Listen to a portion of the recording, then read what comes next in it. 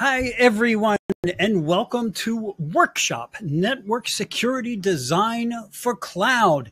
Today's webinar is sponsored by Palo Alto Networks and produced by Actual Tech Media. My name is Keith Ward. I'm with Actual Tech Media, and I am thrilled to be your moderator for today's event. It's great to see everyone as always. Now, before we get to the content, I do need to cover a few items for you. First up, let us know who you are and where you're logging in from. We love hearing where everyone is. If you want to tell us what your job is, that would also be great. I see Gang here, and Richard, and Steve, and Jim, and Paul, Jorge, Shantaram, Justin. Great to see all of you today. And for all of you who want to log on to that questions tab and show us, we would love to hear from you as well. Just put all of that stuff in the questions tab. Now, that Q&A panel is also the place you want to go.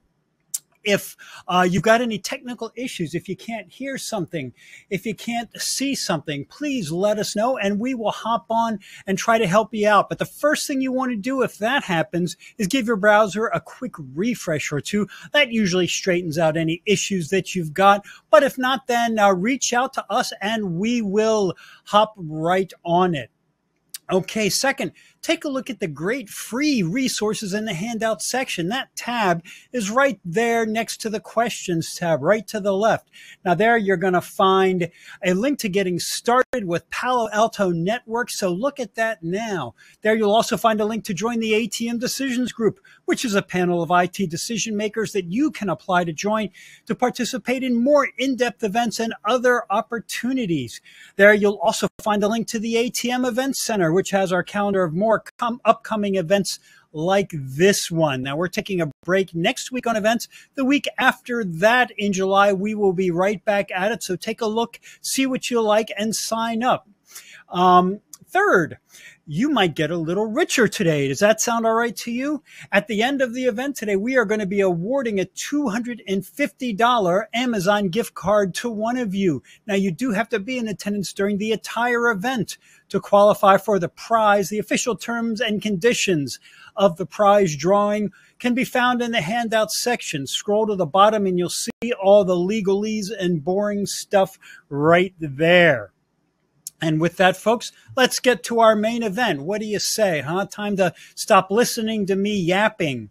What you're going to see today is a recorded workshop from Palo Alto that's chock full of great and essential security information that you don't want to miss. Our presenters today are Raj Patil, Director, Technical Marketing Engineering of Palo Alto Networks, and Eric Van Verden, Senior Manager with Network Security with Palo Alto Networks as well. And with that, folks, let's get going and hear what they have to say. Great. Thanks again for joining us. Like Aaron said, we really appreciate your time. We know in this industry, time is valuable. So thanks for spending the next hour with us. Just to set the tone, we're basically going to be spending the next hour talking about what we call our Network Security Design for Cloud workshop. That's a mouthful, so we like to shorten it by saying an NSDC. So I'm going to just kind of give you some perspective and some things that we're seeing in terms of trends and things that are kind of why we put this workshop together, give you just a kind of a high overview of what the workshop looks like, at least in terms of if you wanted to have one of these workshops as a follow-up. And then I'll kick over to Raj to go a little deeper into some of these areas, just for more of a public cloud security and kind of more technical deep dive. So like I said, we're just going to go through this agenda. If you have any questions, please feel free to pop them into the Q&A. We will try our best to answer them as we have time permitted. So just to give you some context, again, like I said, we'll be talking about public cloud security.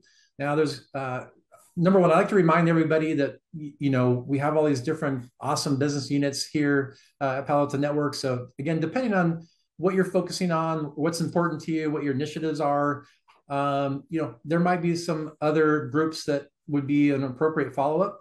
But today, what we're really going to spend most of our time on is in the area of network security, and in particular, network security for public cloud.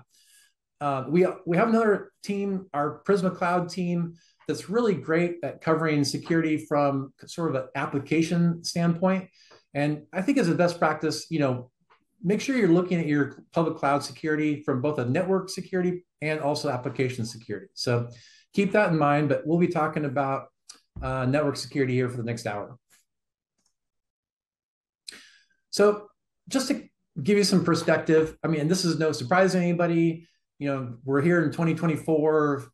Everybody's, for the most part, now using at least one cloud service provider. What we're finding is most of our customers are using at least 2 or 3 public cloud service providers. And again, no surprise to really what the advantages are, or the reasons why people are moving to public cloud. So whether it's, sort of trying to be more innovative or staying ahead of, competition, or trying to leverage machine learning and AI to be more efficient and successful in your business, or just really trying to provide better agility. There's all different reasons why customers are moving to public cloud, but they're definitely seeing advantages to putting whether it's work, applications, development, or other workloads in public cloud. And most of our customers are, like I said, not just using a couple of cloud service providers, but they still have a footprint in their data center. So what a typical customer that we talk to, typically they'll have their data center. That data center probably is a mix of physical as well as kind of traditional hypervisor, virtualization environments.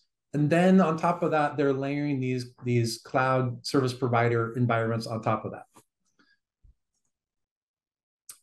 The issue that we're seeing and hearing is that customers are still struggling with the security in the public cloud.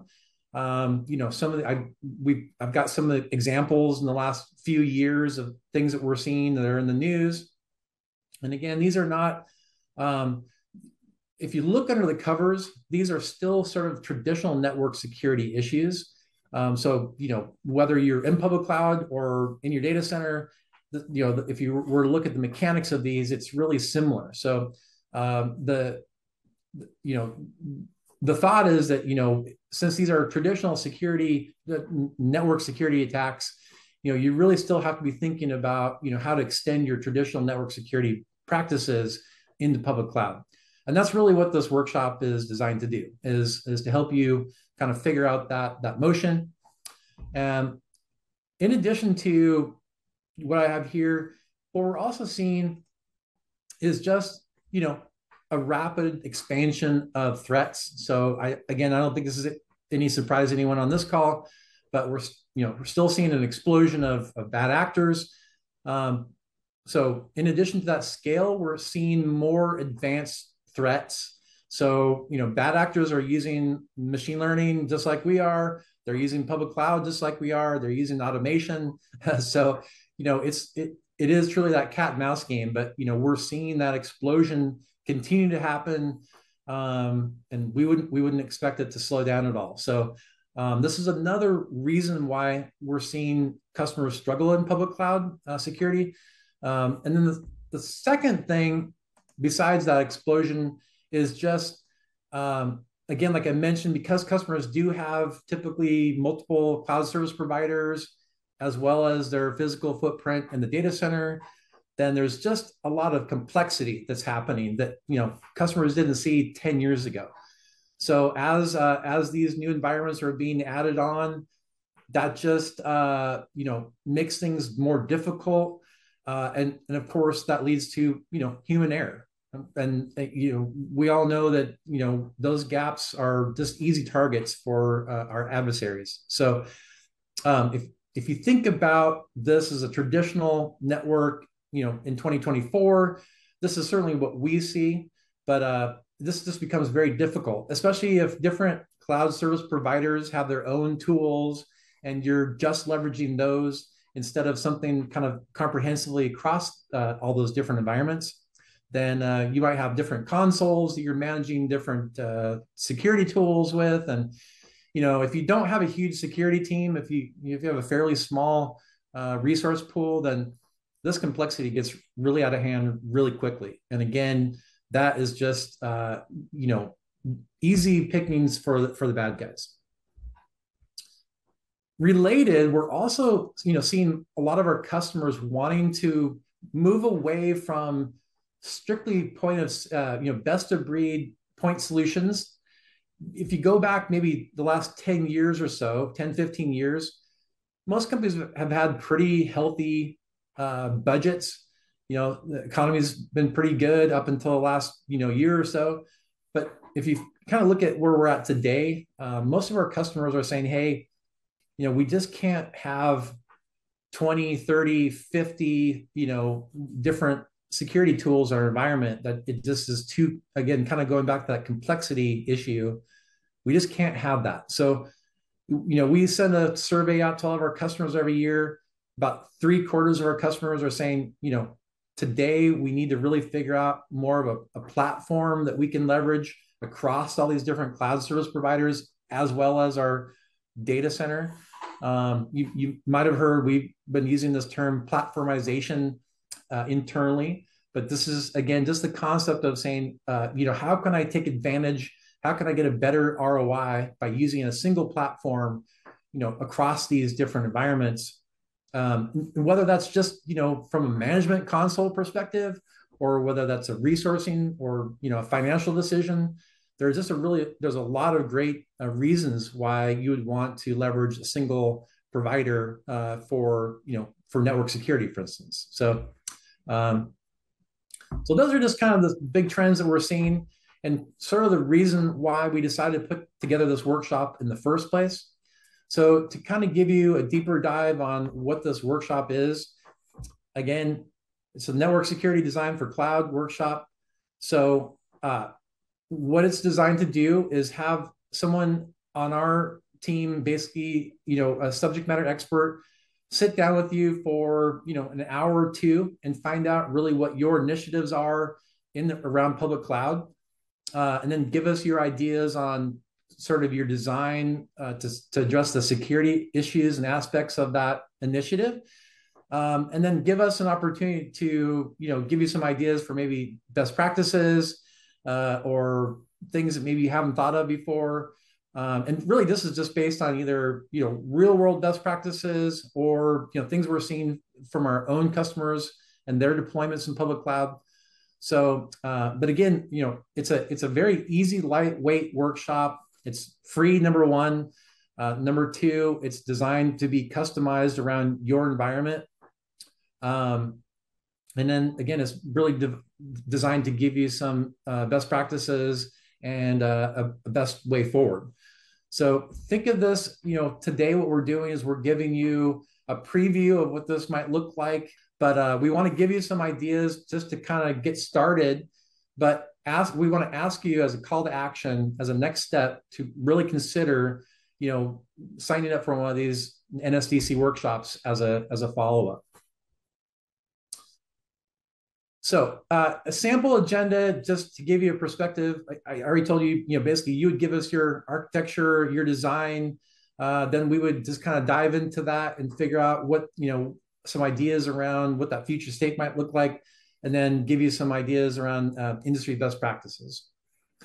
You can see the topics here on the right-hand side that I've listed out.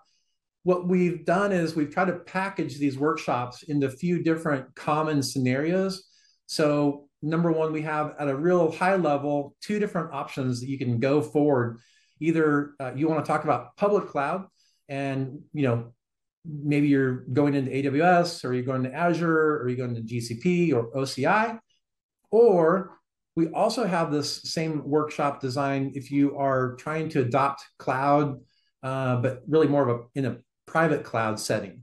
So if you're using, VMware or Nutanix or someone like that, then we have these agendas that we can, really dial in that as well. So think about your initiatives over the next year, and maybe you have, both going on, and that's great. We'd be happy to do a workshop for each one. So, but just to give you an idea, this is really out of the box. Most of the discussions that we're having in these workshops fall into one of these categories.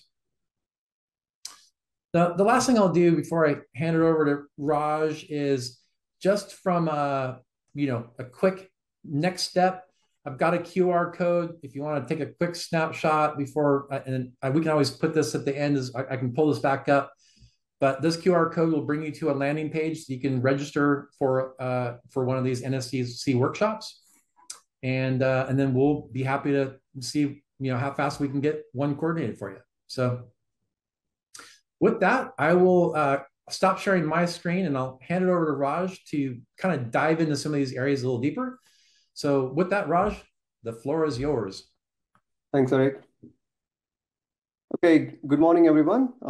Eric went over high-level overview of NSSC program. We have around like 45 minutes right now. So, the options that Eric gave in terms of various public clouds and private clouds.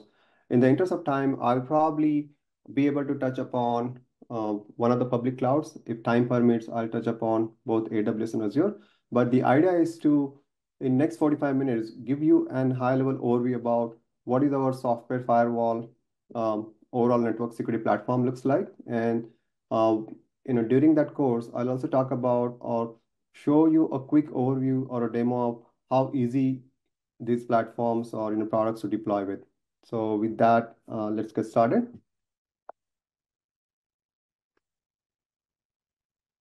So before we get started, correct, just wanted to kind of level set and talk about the overall customer journey. Like what I'm showing here is a typical cloud migration journey. And here, customers like you would probably start with PA series hardware platforms to secure your on-prem traditional data centers. And then, as you all know, VMware came with a concept of virtualization a couple of years back. So that's your customers started migrating their workloads from on-prem to their private clouds. That's what the start of data center virtualization or private cloud. After the private cloud journey, some of the applications or the next evolving point would be taking those virtualized apps and then moving them to one, probably, to start with one of the public cloud. And the obvious option would be using lift and shift. That's the start of like migrating from private cloud to one of the public cloud. And then once the cloud maturity goes up and up, like what customers would probably do, they'll start directly building applications natively into the cloud itself. Now, in each of these scenarios, like the slide I'm highlighting, from virtualization to the hybrid cloud to more than one cloud or cloud native option, software firewall plays a very critical role. That's where, like, from your on-prem PA series to any of these cloud migration journey, you would need software firewall. And in next slide, I'll talk about what are the use cases or why do you really need a cloud next-gen software firewall in public cloud. Okay, so what we are looking at in this particular slide, the middle portion is pretty much, think of this as either your AWS or Azure cloud, and you have some internal applications running in this particular cloud, and you have your on-prem, the data center, which I'm showing in this slide. It's connected via various options like a direct connect, or in case of Azure, it will be express route. So you have PA series firewalls running on your data center connected to a public cloud. Now, the applications which are running in this particular cloud, let's talk about the number one use case, the outbound protection, right? These applications, when I talk about outbound communication, what I really mean is that your workloads which are inside the cloud trying to connect to the outside world. And there are obviously a couple of valid reasons. The first and foremost would be you want to make sure that these applications which are running on cloud, they need to go and talk to the outside world for options like getting the latest software updates, right? You also want to make sure that these applications are able to get a latest code which your developers have put it out on a GitHub, be able to get that latest code. Or you might want these applications to talk to some of the API like Google APIs or any other API services. So the moment when you allow these applications to go out and talk to outside world, what really happens is that these applications are also now exposed to malicious actors and be able to download or reach out to malicious URLs, reach out to command and control servers, and get your core data outside so that hackers can get access to it. And that's where if you have software firewalls sitting at that boundary and be able to monitor those outgoing connections, we will be able to, with our cloud delivered services like advanced URL filtering, advanced wildfire, DLP for data exfiltration, we'll be able to block that all the actual data going out. And once you block it outside, that's the number one use case. Now, oftentimes customers would also ask us, hey, I'm in AWS or I'm in Azure. I'm using their native security tools like WAF and security groups. Now, why do I need firewall when I have a WAF protecting my web applications? And that's where, when it comes to inbound protection, yes, of course, you can use WAF for protecting HTTP traffic or HTTPS traffic, but what about rest of the other traffic?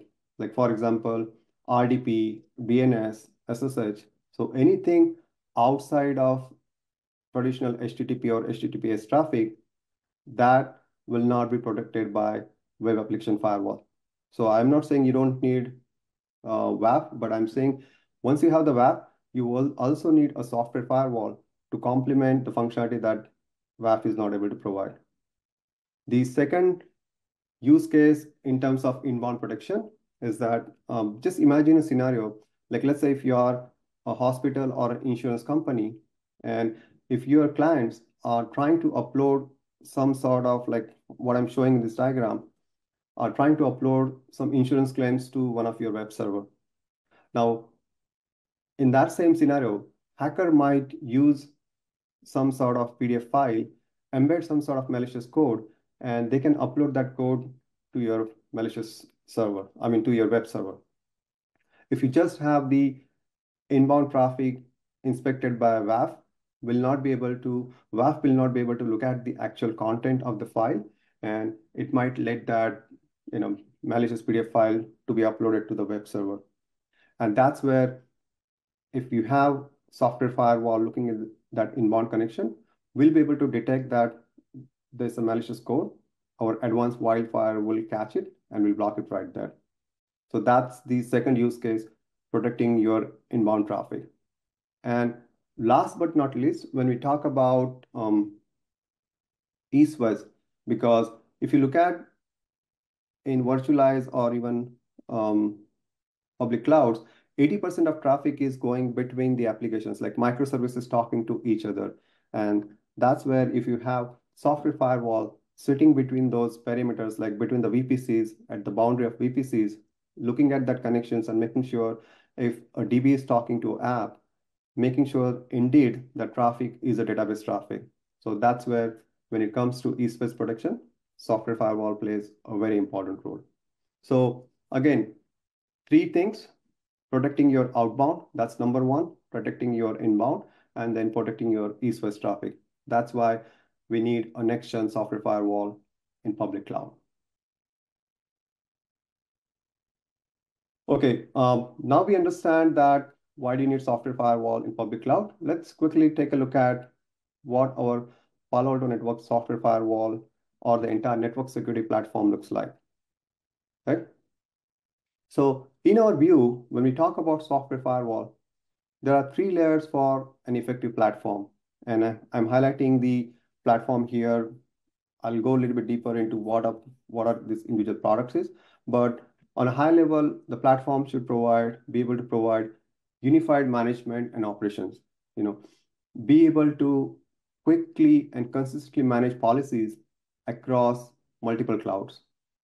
Like the scenario I was showing you, I showed a single cloud, but customers usually have, 80% customers today have more than one cloud. So be able to have that same consistent policy, not only on your on-prem, but be able to use that same policy to more than one cloud. So that unified management and operation. Now, the second use case is be able to provide AI-powered real-time security. We have an event coming up during RSA, and we'll talk a lot about the overall AI security.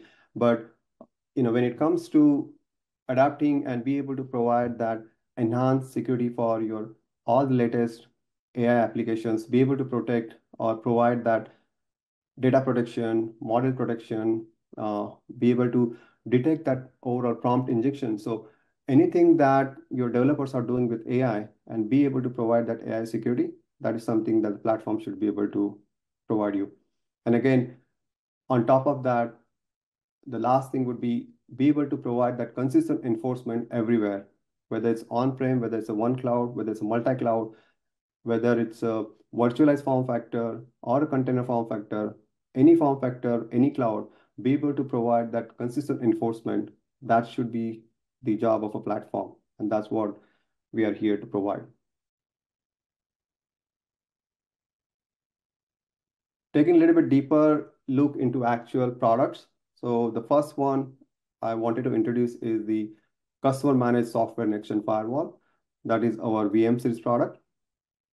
When it comes to VM series, the product is out probably, I would say, more than 10 plus years now.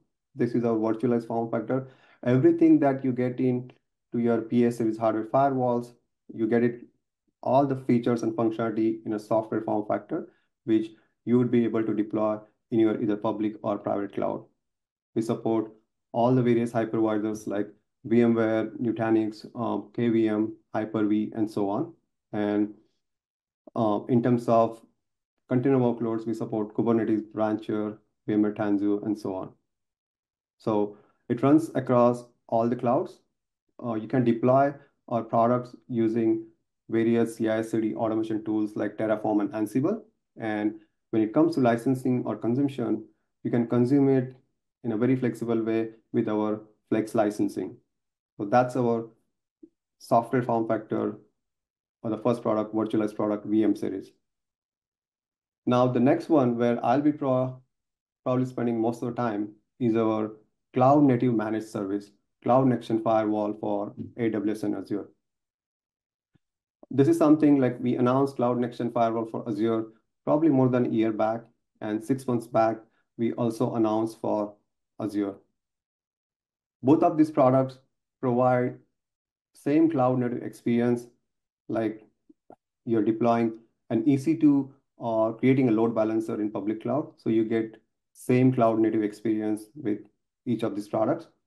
This is zero maintenance because the entire life cycle of deploying these firewalls, managing them, auto-scaling them, everything is taken care by Palo Alto. So there's zero maintenance from a customer perspective. And just like any other cloud resources, you can consume it like pay as you go, or you can have your own credit. So consumption is like in cloud-like consumption that is offered by both of these products.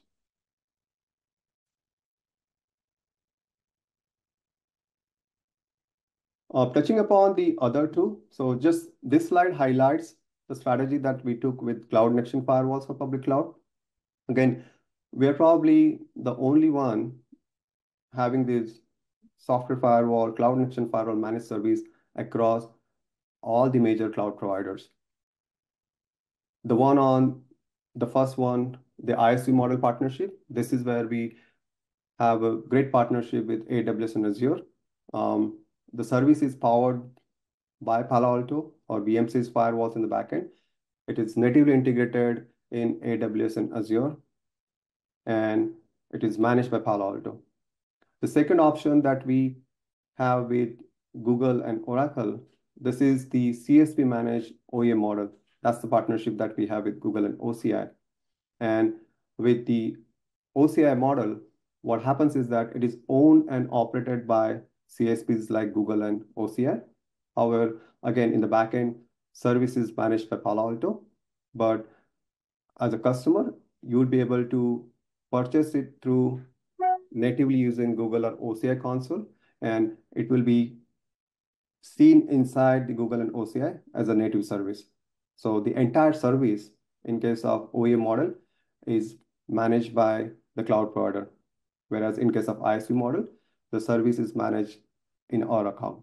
So that's the, I would say, sort of difference between ISV versus OEM model. And in next probably half an hour, I'll touch upon, again, going back to start with Azure and then go a little bit deeper onto AWS and show you some of the architectures and a quick demo. Okay, so starting with Azure. So when it comes to Cloud Next-Gen Firewall for Azure, what I'm highlighting here is that two sort of responsibilities, correct? It's a shared responsibility. When it comes to managed service offering, it is fully managed cloud native service, just like an easy button. As a customer, you would have to just create the firewall rules because we want to make sure that firewall creation, policies, and rules are still in control with customers. So you have an option to create the firewall rules. And once you create the rules, the only thing that you would have to do is route the traffic from your VNet to us. So that's one time, I would say, setting that you would have to do.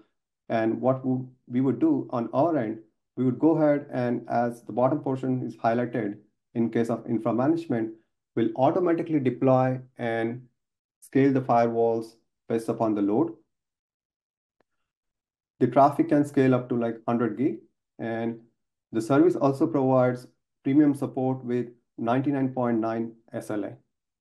So the entire lifecycle management, as I'm saying again, will be taken care by Palo Alto. We'll deploy it in our Azure account. I'm showing example over here, Azure, but the same happens with AWS as well. We'll deploy these firewalls in our account. We'll maintain them. We'll make sure that they have the latest PAN-OS images. We'll also make sure that whenever there is a services or security updates are needed, we'll go ahead and update in the backend, and we'll take care of scaling them up or down based upon your traffic load, right? So that's what the Cloud Next-Gen Firewall service is about. So in summary, what exactly it provides in terms of key capabilities, it's a best-in-class cloud delivered, fully managed native service on Azure. Under the hood, the service is built using VMC's firewalls, supports our patented App ID, threat prevention, advanced URL filtering, all the subscriptions that you get it on your PA series and VMC's firewalls. And again, integrated natively into the Azure portal. And you can deploy the service using ISC tools like Terraform, Azure CLI, SDK, and so on. And if you are a customer who's using Panorama for managing your existing infrastructure, you would be able to use same Panorama to manage Cloud Next-Gen firewalls as well. So that's my next slide. So this slide shows that the integration, the available options, and how does it look like as part of the console. So what I'm going to do, I'll show you a couple of slides, but that's not exciting. I'll quickly show you how easy and how native it is with an actual demo. So let me just switch my screens.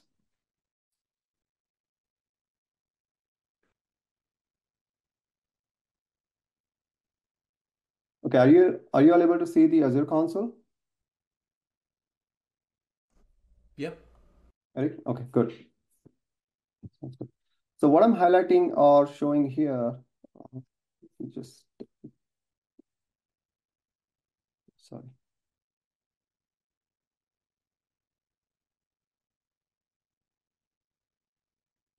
Okay, so what we are looking at is the Azure console. Once you log into Azure console, you can either go to Marketplace or since I have used the service before, it shows as part of my Azure services. So either way, you can search for Cloud Next-Gen Firewall in the console, or you can start from the Azure services. And once you click on Cloud Next-Gen Firewall by Palo Alto Networks, I'll show you how easy and simple it is to deploy a firewall. So you would just do a create option. And in terms of create, so you'll select your subscription. If you have already created a resource group, you would select that. Resource group is nothing but this is like a container where you create all your Azure resources. So in this example, let me see, I'll use an existing one that I created before. Provide a name, let's say RP demo 1, name of the firewall, the region where you want to deploy this firewall, what kind of subscription I was telling you, pay as you go or credit. So select the subscription. These are some of the charges. Select next. Now this is where you have an option. There are two types of architectures that Azure supports, where as a virtual network, hub and spoke, or a virtual WAN, where you have a virtual WAN managed by entirely by Azure. That hub is managed or vWAN managed by Azure. So depending upon the type of deployment, you would select either vWAN or virtual network. If let's say virtual WAN, you would select that particular virtual WAN. Select the public IP address for the firewall, source NAT for your outbound traffic, the traffic that needs to be source NATed. If you want to use the same public IP, you would select that. Click next. Now, coming back to security policies, as I was saying, if you are a customer, an existing customer, and you are starting entirely in a cloud native way, you do not have a panorama, then you can manage that entire firewalls along with policies natively as part of Azure console using Azure Rule Stack. That's our equivalent of panorama policies. Or if you have an existing panorama and you want to take advantage of panorama, you would select Palo Alto Networks panorama. So you make that decision over here. Let's say you go with the native rule stack. We'll create a native first rule stack for you. If you want to act as a firewall, you want to act the firewall as a DNS proxy, you would select that. And then agree the terms, review and create. That's it. So it'll run the final validation. You click on the create and it will go ahead and create the firewall for you. That's how easy it is. As you can see, in a few clicks, we were able to get the entire firewall up and running, and the firewall gets deployed into specific VNet or a vWAN. Correct? Okay, so that was the firewall deployment. Let me go back and show you some other things.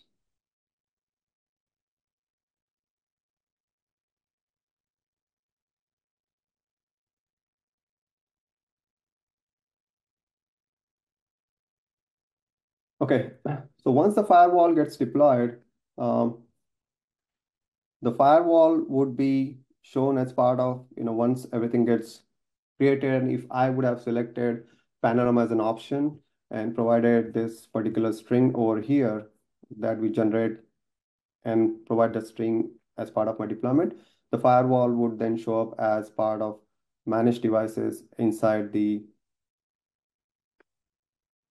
Panorama, and then you can start managing your policies. So that's how this integration of creating a firewall into native Azure console, and if you manage via Panorama, you would just provide that string and it shows up over here.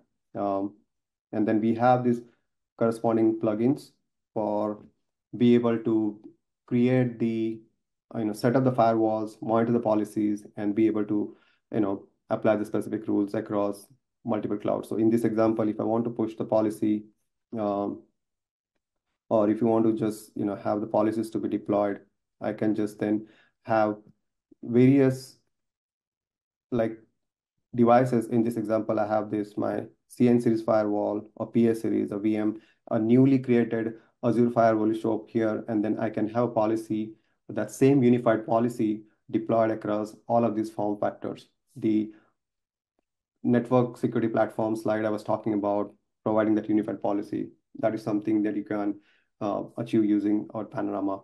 We have also started supporting Strata Cloud Manager, which is our SaaS service for Panorama. So SaaS, Strata Cloud Manager support for both Cloud Next-Gen Firewall, AWS and Azure will be available like around May, June timeframe, we'll have support for Strata Cloud Manager. So again, both the options as a SaaS service or using Panorama for policy management. Okay.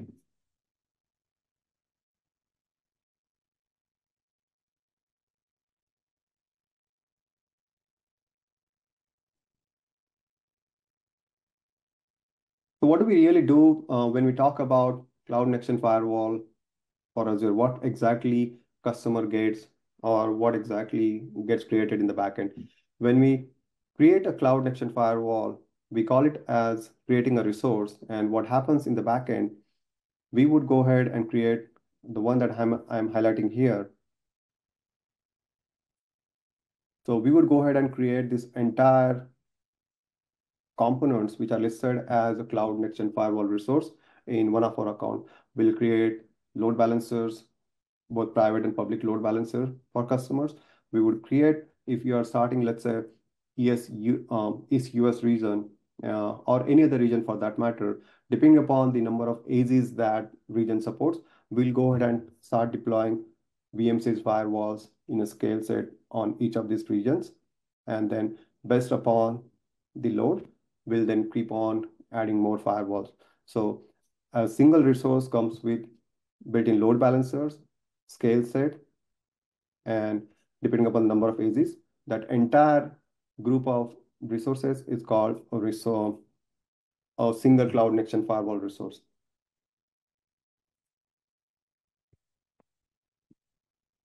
Touching back on the architecture, so as I was showing you in the diagram, we support both VNet and vWAN. In case of VNet-based architecture, what we have here, again, on the left-hand side, this is the entire resource that we create. And we use something called VNet injection. This is something that Azure supports. So when we talk about VNet injection, the NIC cards that I'm showing here in the slides on VM-Series firewalls, like 3 NIC cards on public subnets and 3 NIC cards for the private subnet. So these NICs are they virtually appear to be sitting inside the customer subscription in this hub VNet. As part of the firewall creation, we would go ahead and create these public and private subnet inside the customer hub VNet. And then these NICs will, in the backend, will appear to be sitting inside the customer hub VNet. So that's the hub and spoke VNet architecture. And again, when it comes to policies, you can use Panorama or Azure Portal for managing those. Differentiating between the vWAN, in case of vWAN architecture, as you can see here, now the middle portion, what I'm highlighting here, the vWAN hub is now sits into Microsoft subscription. So as a customer, you'll have your spoke VNets. That's where you deploy the applications.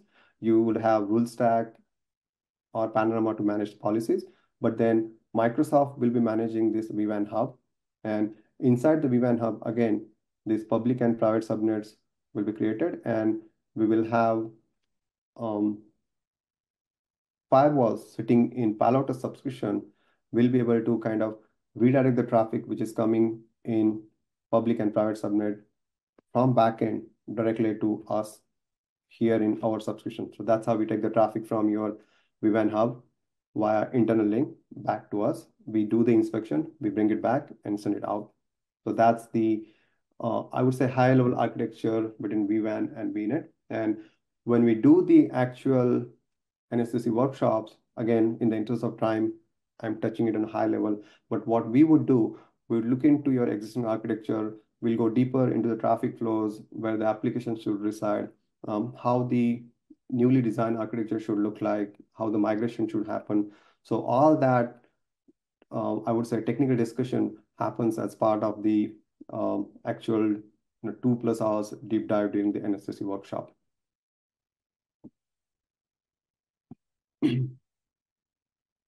Okay, so I'll quickly touch upon, I talked a lot about Azure. The time is not enough in this webinar, but again, happy to sit down, with each one of you and go deeper into specific cloud. But what I wanted to also do, give you a quick overview of the AWS, how the AWS looks like, what are the architecture options when it comes to AWS, and at least, provide you the concepts and let you know what are the services that we offer.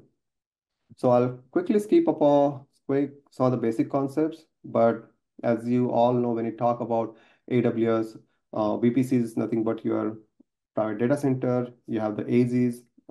These are more of your physical data centers for redundancy. And one of the important components when it comes to AWS is the transit gateway. Transit gateway is that glue which allows you to connect your multiple application VPCs and be able to allow them to talk to each other via transit gateway.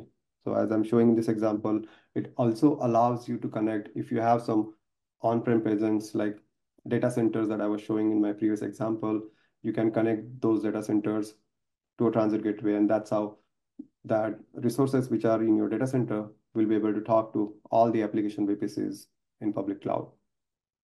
If you have workloads running in any other cloud, whether Azure or GCP, you can also connect them via transit gateway. So that's how you create your multi-cloud or hybrid cloud architecture. Now, when it comes to the load balancer, one of the, I would say, announcement that AWS did and then Azure and Azure followed that is what they call is gateway load balancer. So gateway load balancer is nothing but a combination of a load balancer and router.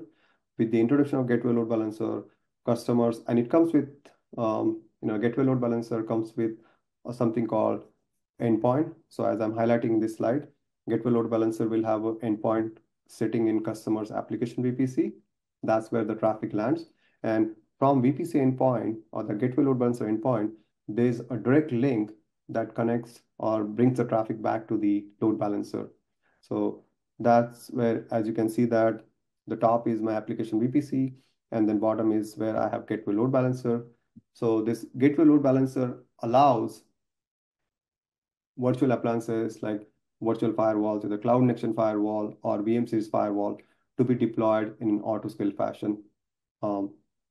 It also provides flow stickiness, so no longer customers have to use source or destination NAT, which was their, that was one of the drawbacks before the gateway load balancer. It allows flow rerouting, health check, and a lot of other benefits. The traffic gets encapped from gateway load balancer to the firewall. So that's where it maintains that session symmetry. So all those advantages are provided by gateway load balancer. And that's where, all the architectures that Palo Alto recommends are based upon the gateway load balancer in between. Coming to the architectures itself, there are 3 designs, I would say. And I'll show you the most recommended one, but let's start with distributed design model.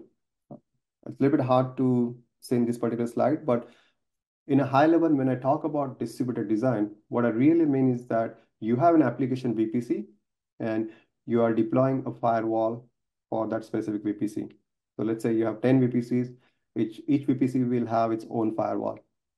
So that's what your distributed design model would look like. In case of centralized design model, as the name says, you'll have a dedicated secured VPC, a centralized VPC, and that's where you deploy the firewalls, and you'll have all the application VPCs connected by transit gateway to your secured VPC.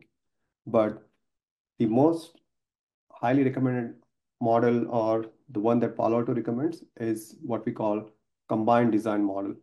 That's nothing but best of both worlds. You'll have application VPCs, where you'll have internet gateways or IGWs where the traffic will come in for some of the application VPCs, but you also have centralized security VPC where you'll deploy your VM-Series firewalls. So it's a combination of distributed and centralized, what we call a combined design model.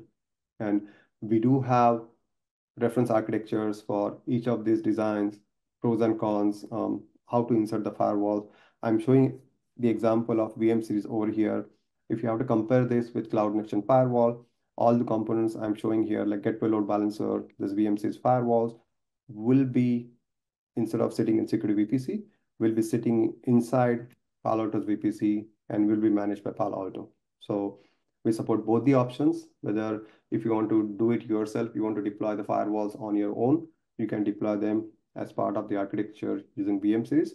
But if you want more of a managed service, don't want to deal with managing the firewalls, their life cycle, and all that hassle. If you want Palo Alto to kind of deal with that, we would then have Cloud Next-Gen Firewall, which is a managed service, right?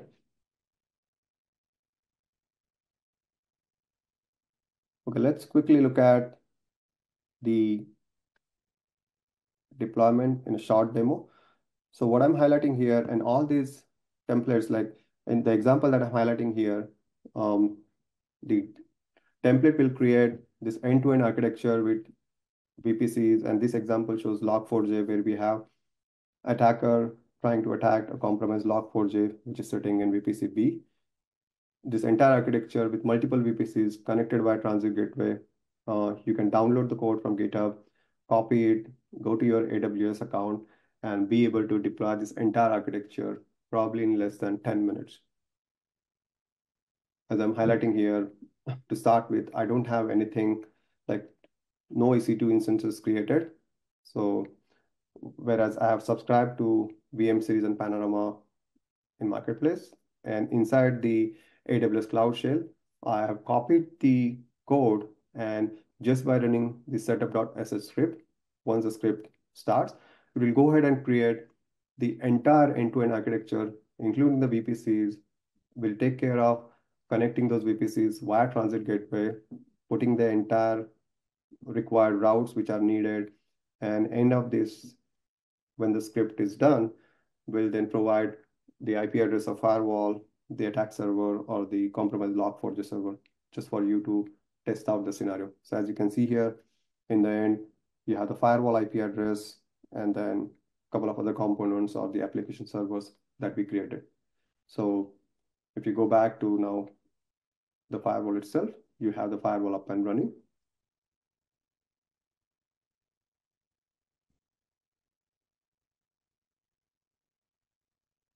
And the example that I'm showing here, not only we have the script and architectures, but we also have the end-to-end deployment guide.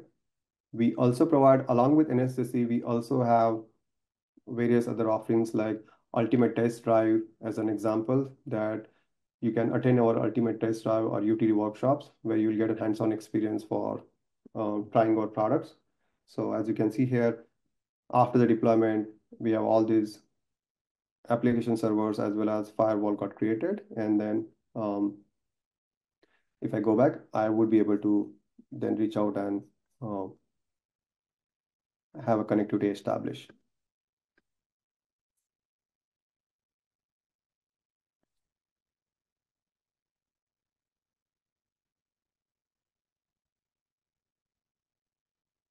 Okay, so to kind of summarize, one of the examples that I showed here on GitHub, there was just a quick demo of the capabilities of, how do you get this entire deployment done using one of your favorite tools, whether it's a Terraform or any other tool. But if you're looking for more deployments, we have recently announced Software Firewall Orchestration Hub.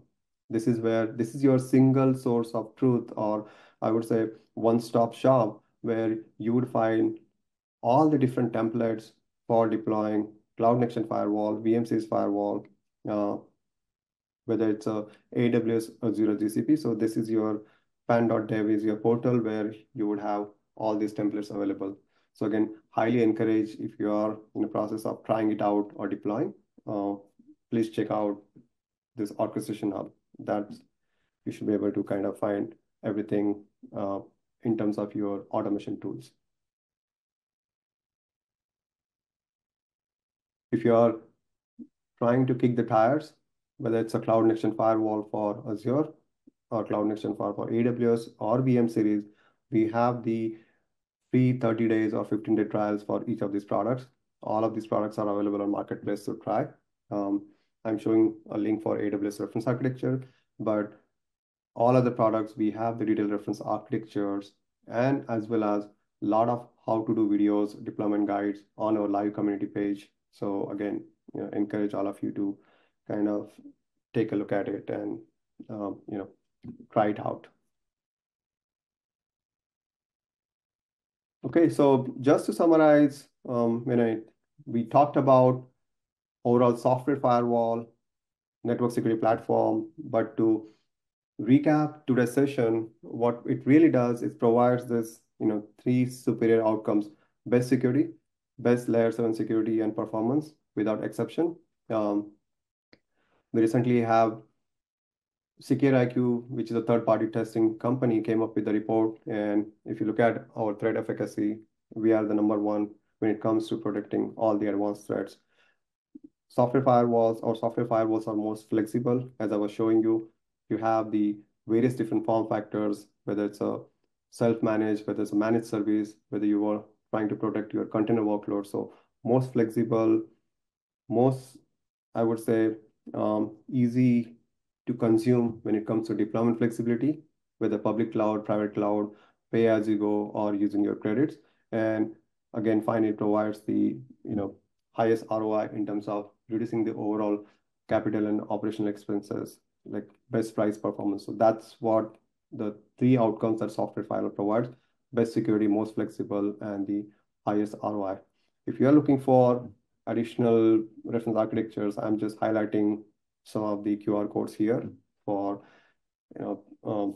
getting you a high-level overview what the public cloud security is. If you're specifically looking for AWS, Azure, or GCP, there are these architectures. And again, the entire Palo Alto team is here to support when it comes to going deeper into each of these, one of your architectures, or sitting with your practitioner teams, walking you through this, how the new architecture would look like, and getting deeper into specific clouds when it comes to the NSCC workshop as such. So just to summarize, this was a very high level 45 minutes overview for each of these clouds, but again, we can have those deep dive discussions for detailed discussions specific to your needs and specific to your requirement. With that, I think, I'm done with my today's session.